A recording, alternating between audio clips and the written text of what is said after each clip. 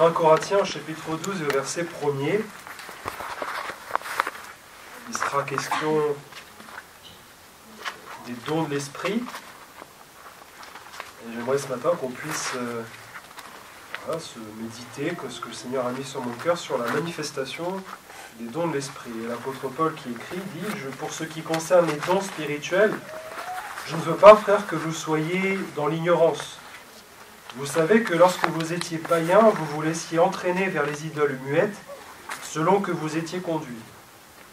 C'est pourquoi je vous déclare que personne, s'il parle par l'Esprit de Dieu, ne dit Jésus est anathème.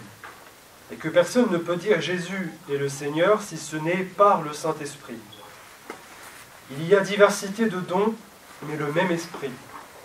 Diversité de ministères, mais le même Seigneur. Diversité d'opérations, mais le même Dieu qui opère tout en tous. Or, à chacun la manifestation de l'Esprit est donnée pour l'utilité commune. En effet, à l'un est donné par l'Esprit une parole de sagesse, à un autre une parole de connaissance selon le même Esprit, à un autre la foi par le même Esprit, à un autre le don des guérisons par le même Esprit, à un autre le don d'opérer des miracles, à un autre la prophétie, à un autre le discernement des esprits, à un autre la diversité des langues, à un autre l'interprétation des langues. Un seul et même Esprit opère toutes ces choses, les distribuant à chacun en particulier comme il veut. Amen. Et puis plus loin, au chapitre 14, au verset 1er, chapitre 14, verset 1er, recherchez l'amour, aspirez aussi aux dons spirituels, mais surtout à celui de prophétie. En effet, celui qui parle en langue ne parle pas aux hommes, mais à Dieu, car personne ne le comprend, et c'est en esprit qu'il dit des mystères. Celui qui prophétise, au contraire, parle aux hommes, les édifie, les exhorte, les console. Celui qui parle en langue s'édifie lui-même, celui qui prophétise édifie l'Église. Je désire que vous parliez tous en langue, mais encore plus que vous prophétisiez. Celui qui prophétise est plus grand que celui qui parle en langue, à moins que ce dernier n'interprète, pour que l'Église en reçoive de l'édification. Amen. C'est vrai que quand on lit l'épître aux Corinthiens, cette épître a de nombreux sujets qui sont liés à la vie de l'Église, à la vie chrétienne. Et bien sûr, j'ai envie de vous dire, vie chrétienne, vie de l'Église vont de pair. On ne peut pas mener une vie de l'Église si nous-mêmes nous ne vivons pas une vie chrétienne. Alors, les sujets qu'il y a dans l'épître aux Corinthiens, c'est par exemple l'unité en Jésus-Christ, la bienséance dans le culte, les rapports mutuels, c'est-à-dire les relations entre les chrétiens, la Sainte Seine. On a aussi des sujets tels que le mariage ou le rapport aux viandes sacrifiées. Et donc le sujet de ce matin, ce sont les dons spirituels. C'est donc à l'église de Corinthe que Paul, par le Saint-Esprit, va les enseigner sur les dons spirituels. Et on a lu ensemble, j'ai envie de dire, le début de ces passages dans le chapitre 12, puisque les chapitres 12, 13 et 14 vont concerner au fait les manifestations de l'Esprit.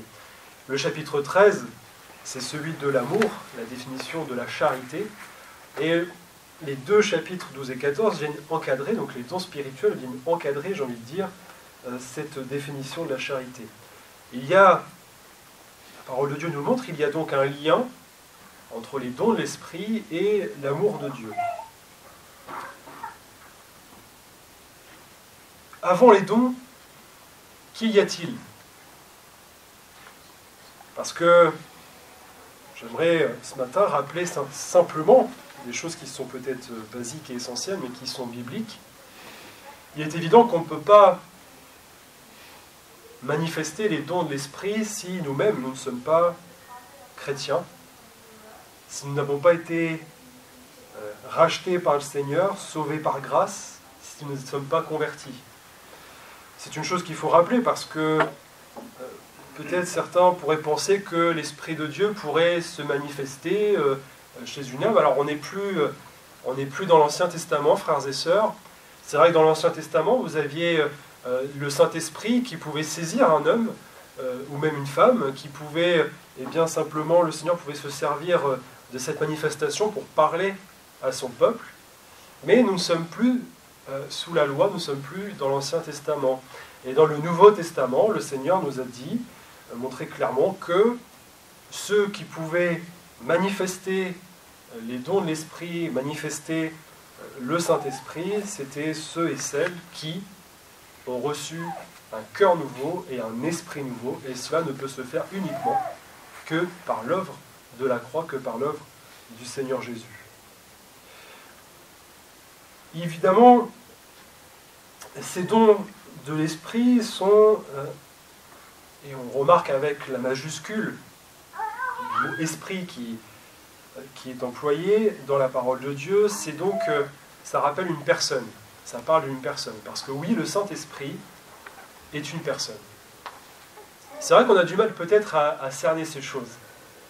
Jésus ou Dieu le Père en tant que personne, ça peut être assez facile à comprendre, mais le Saint-Esprit est un esprit qui est une personne. Et pourtant, oui, le Saint-Esprit est une personne.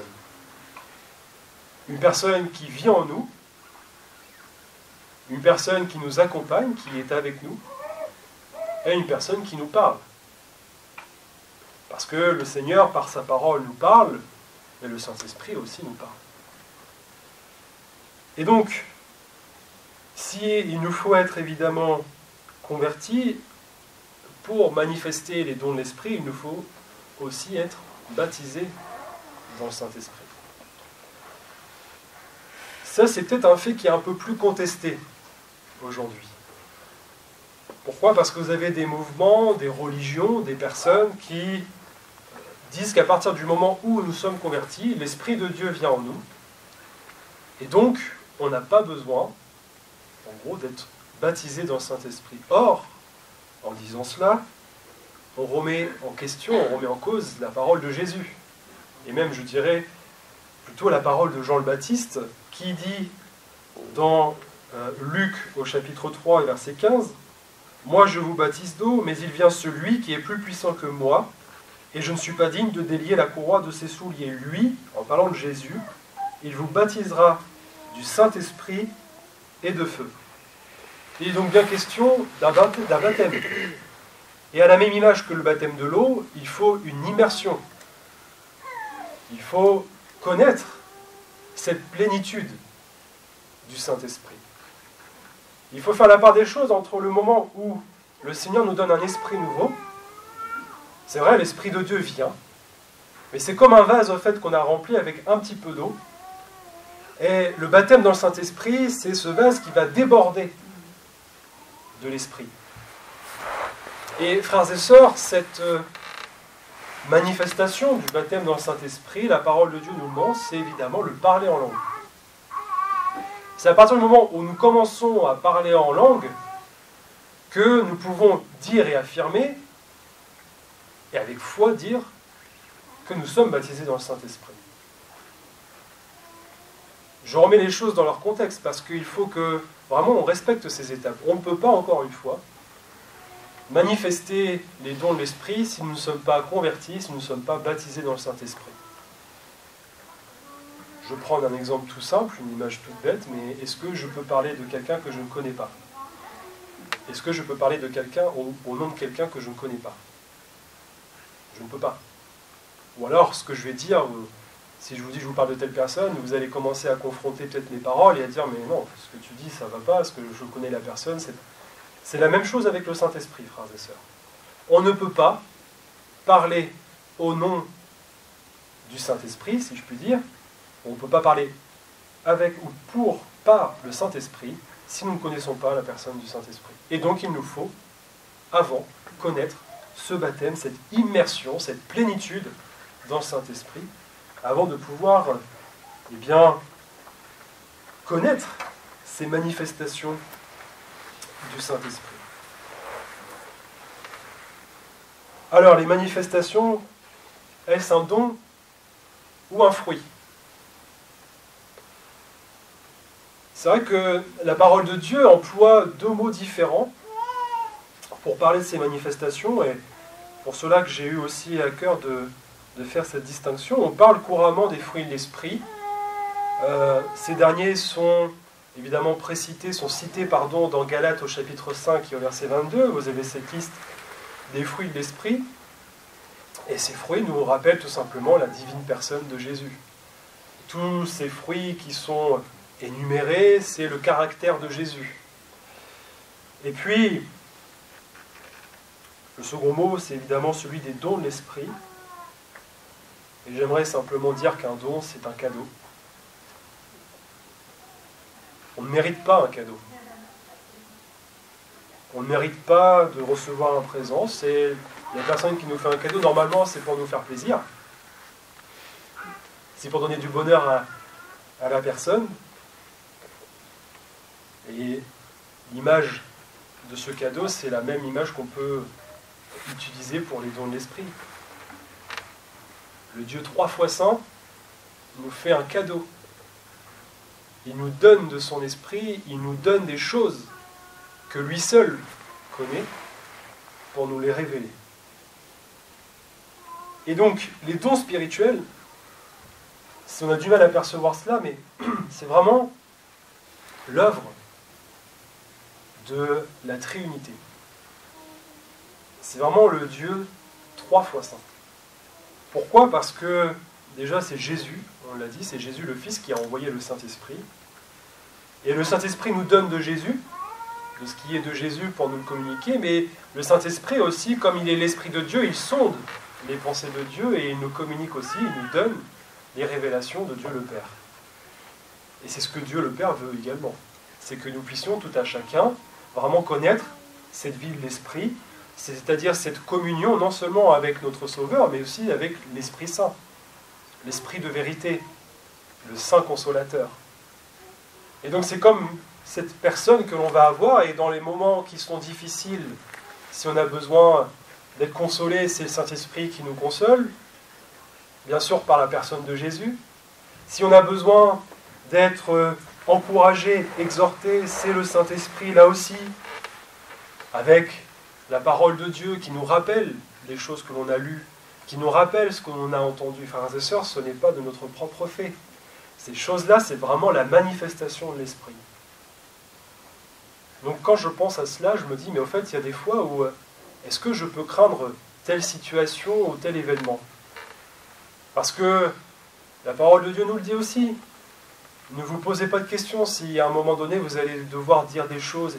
L'Esprit vous enseignera, l'Esprit vous rappellera, l'Esprit vous remplira de cette parole.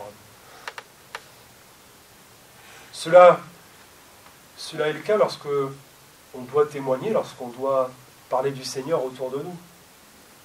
Ne cherchons pas à avoir peut-être des fiches préconçues et dire je vais parler avec un tel de ci, etc. Non, laissons-nous conduire par le Saint-Esprit. Et parfois même, on va tellement se laisser conduire par le Saint-Esprit qu'on ne va même pas se rendre compte de ce qu'on va dire, de ce qu'on va apporter, et que ce que l'on apporte vient de la part de Dieu. Mais concrètement, comment peut-on vivre alors ces dons de l'Esprit ? Comment est-ce que, une fois qu'on est converti, baptisé dans le Saint-Esprit, comment est-ce qu'on peut pratiquer ces dons ?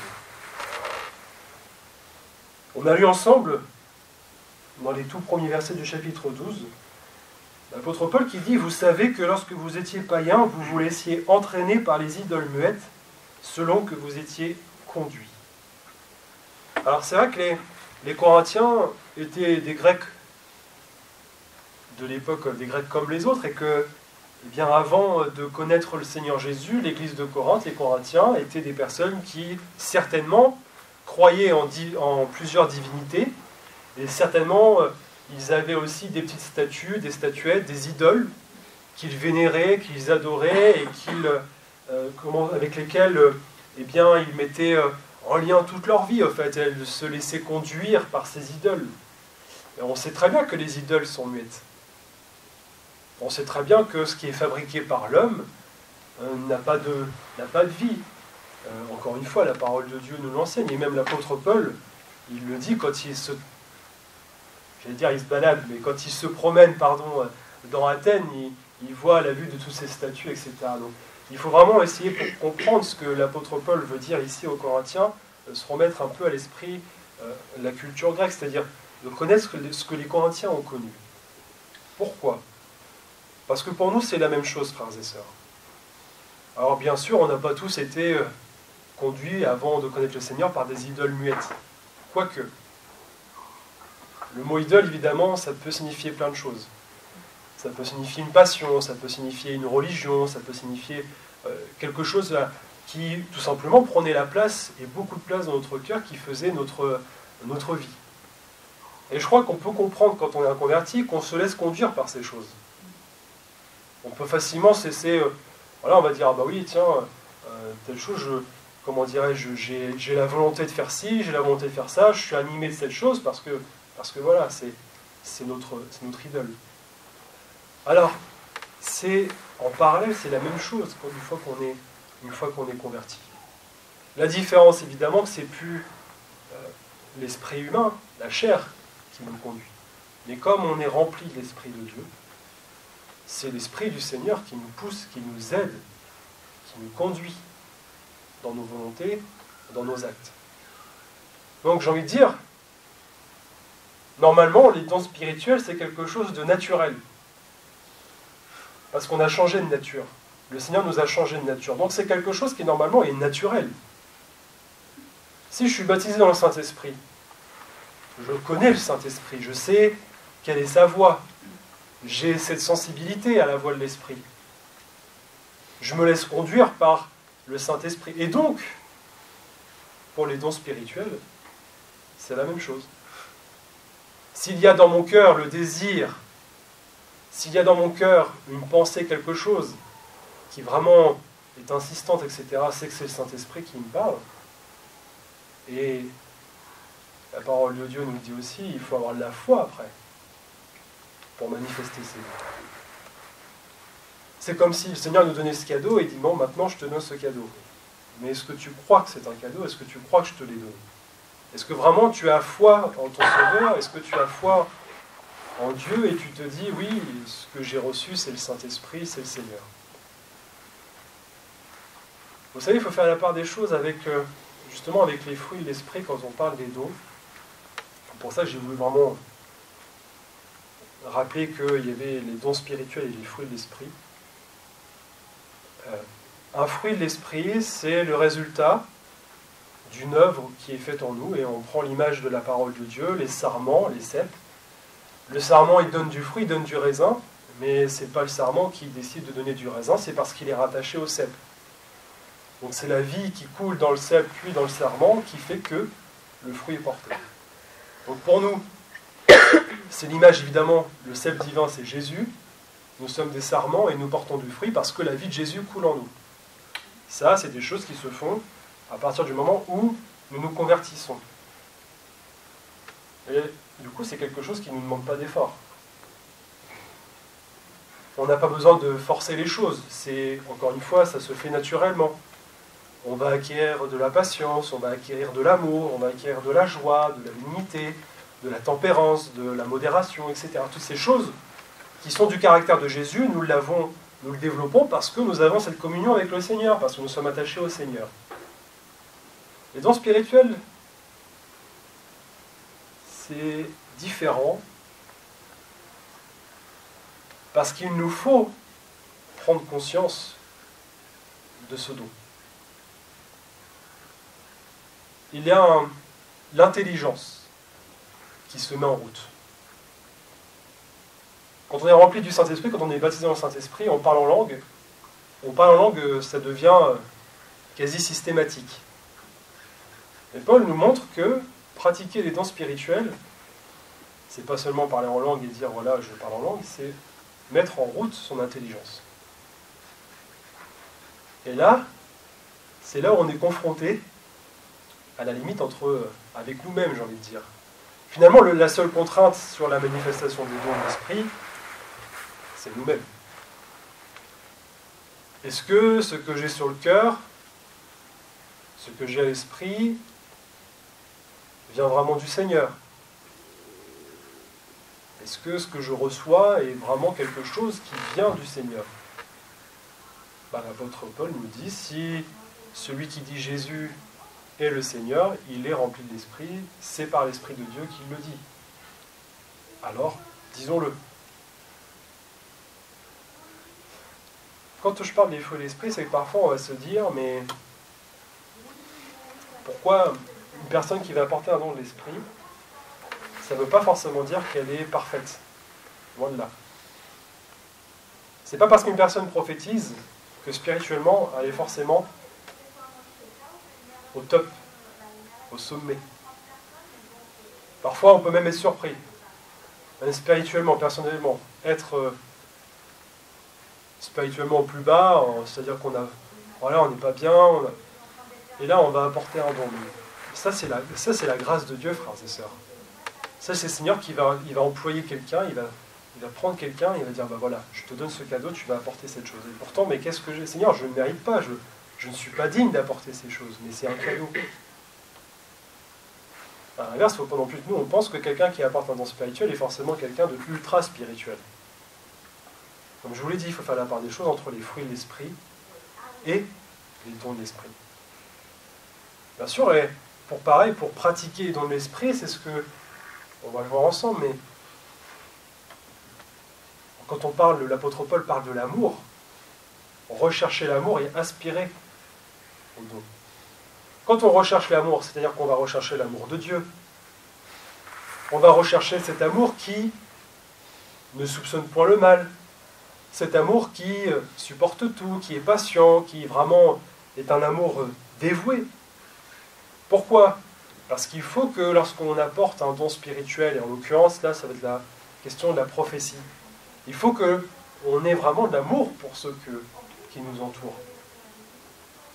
Je veux dire, si j'apporte un don spirituel, en tout cas si je crois apporter un don spirituel, mais que c'est pour, entre guillemets, assassiner quelqu'un, pour lui dire, voilà, je vais régler mes comptes avec cette personne-là, si c'est pour l'enfoncer, etc., ça ne vient pas de l'esprit du Seigneur.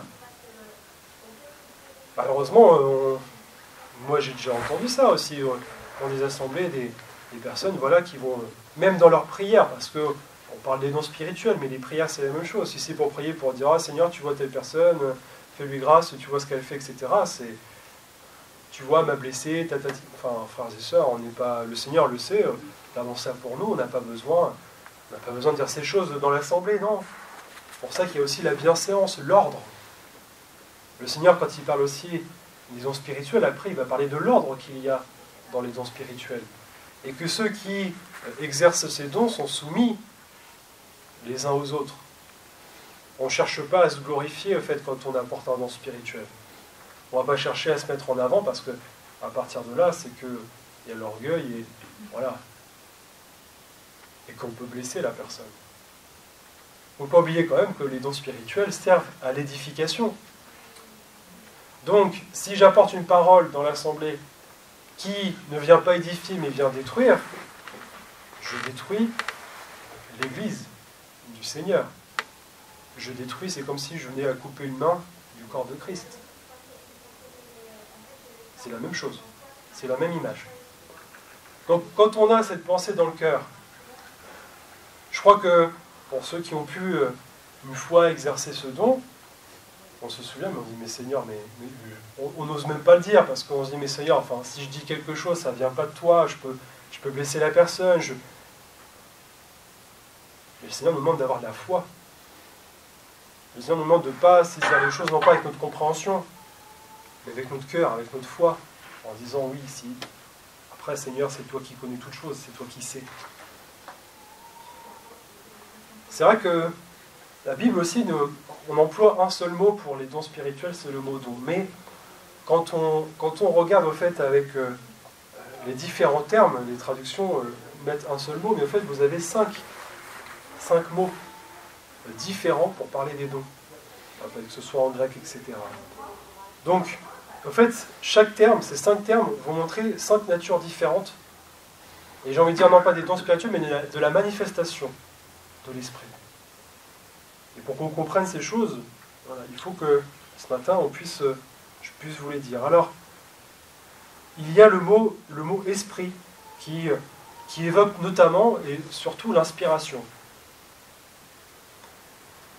Le mot don, c'est aussi dans la parole de Dieu le mot grâce.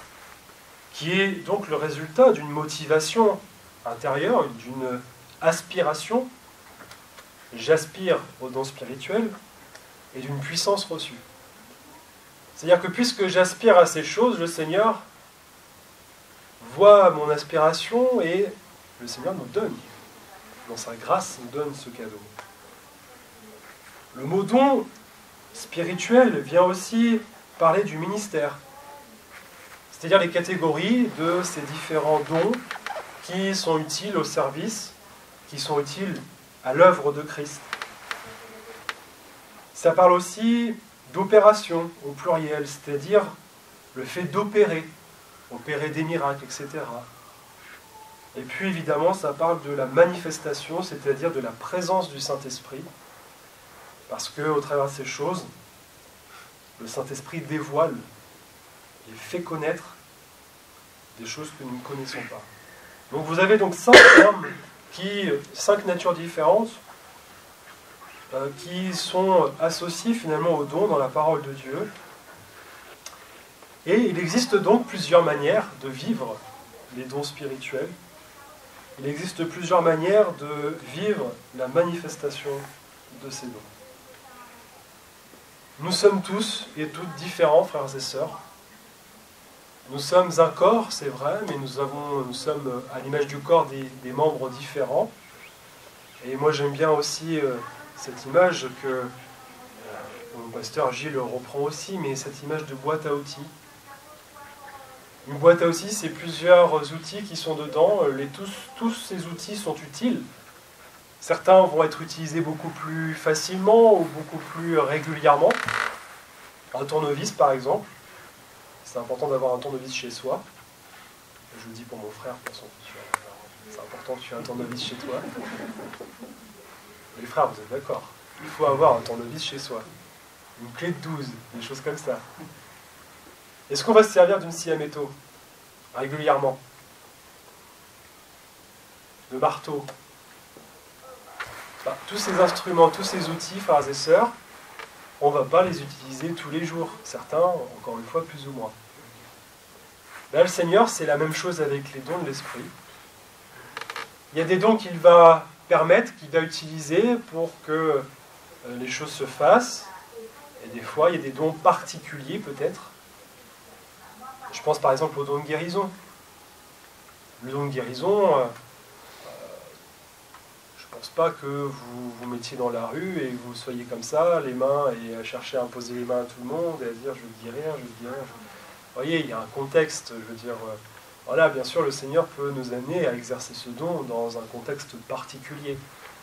En revanche, on peut aussi avoir très couramment, au milieu de nos réunions, des paroles de connaissance, des paroles de sagesse, des prophéties, voilà. Il n'y a pas d'ordre, il n'y a pas de dons plus importants les uns que les autres. Le Seigneur emploie certains dons dans certains ministères. Évidemment, un évangéliste, par exemple, qu'il ait le don de guérison, ça va servir, ou le don d'opérer des miracles, ça va servir évidemment à attirer une foule, à attirer des âmes au Seigneur. Et voilà, bien sûr, cela peut aussi être associé à un docteur, à un enseignant, mais on comprend bien cette logique de dire, bon, ce serait peut-être, entre guillemets, moins logique qu'un docteur ait le don de guérison, qu'un évangéliste, enfin après, voilà. Mais le Seigneur nous le dit, peu importe, le Seigneur, il distribue ses dons comme bon lui semble. Après, il faut aspirer à ces dons. Est-ce que vous avez peur de pratiquer les dons spirituels? C'est particulier, je sais, mais il y aura toujours cette peur. Sauf que cette peur, il faut qu'on arrive aussi à la mettre de côté, il faut qu'on arrive à la vaincre.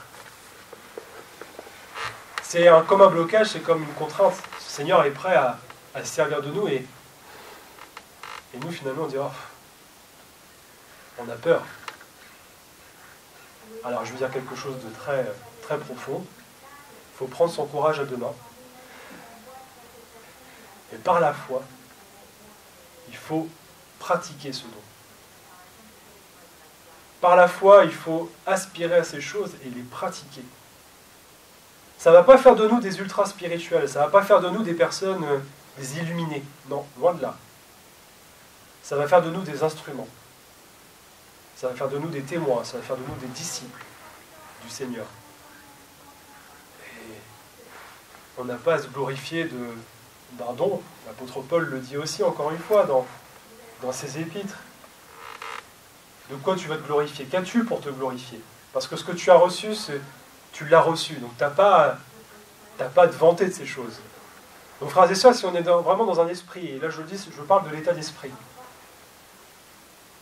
Si on a un état d'esprit qui est vraiment dans l'humilité, mais pratiquons, agissons. Donnons ces dons spirituels avec simplicité de cœur. Laissons-nous conduire par le Saint-Esprit. Laissons-nous conduire. Comme on fait une prière, comme on va tout simplement louer le Seigneur, voilà, apportons. Bien sûr, il y a ce côté un peu solennel, parce que évidemment, c'est quand même le Saint-Esprit. Et encore une fois, dans la parole de Dieu, il y a cette soumission. Pour ceux qui apportent les dons, il y a cette soumission.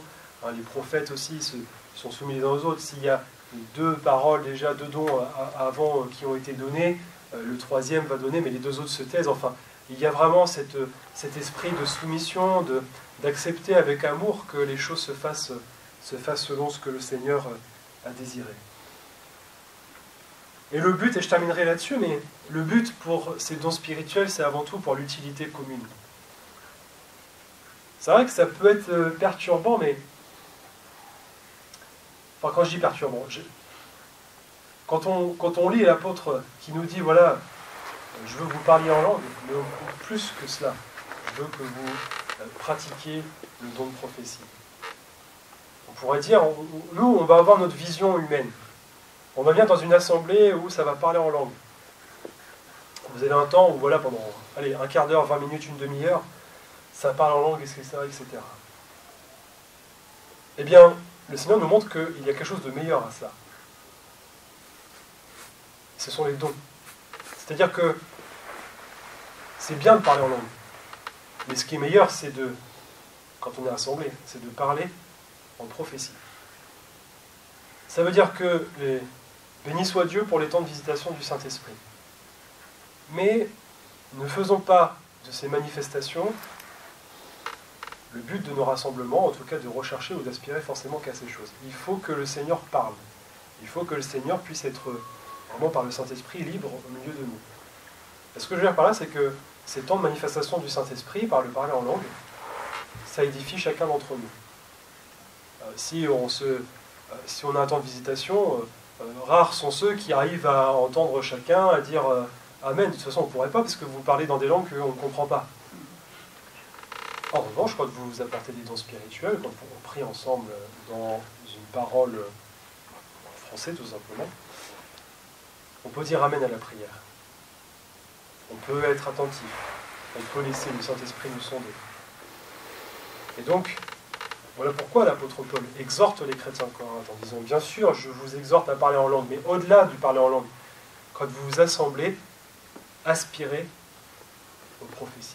Frères et sœurs, il nous faut aujourd'hui, qui plus est dans les temps de la fin, il nous faut vraiment aspirer à la manifestation de ces dons. Parce qu'aujourd'hui, vous avez malheureusement des églises qui balayent d'un revers de la main les dons spirituels, qui ne veulent plus entendre la manifestation des dons de l'Esprit. Mais la parole de Dieu nous montre, mais comment est-ce que ceux qui ne connaissent pas le Seigneur pourront être saisis par le Saint-Esprit, parce que quelqu'un va apporter une prophétie, et donc la prophétie c'est quoi? La prophétie c'est pas comme les voyants, on va lire dans l'avenir, frères et sœurs. La prophétie c'est la révélation d'une situation et les conséquences de cette situation. Parole de connaissance, il y a ça dans ta vie, il y a telle chose. Parole de sagesse, le Seigneur qui dit voilà, si tu veux vaincre cette chose, il faut que tu fasses ceci, il faut que tu fasses cela. Et là, vous avez tous les frères et sœurs, tous les chrétiens qui, d'un même esprit, d'une même âme, d'une même pensée, vont être édifiés. Et vous avez aussi ces inconvertis qui viennent dans la présence du Seigneur et qui peuvent dire oui, Dieu est présent parce qu'il m'a parlé, parce qu'une personne qui était à l'autre bout de la salle a révélé des choses dans ma vie.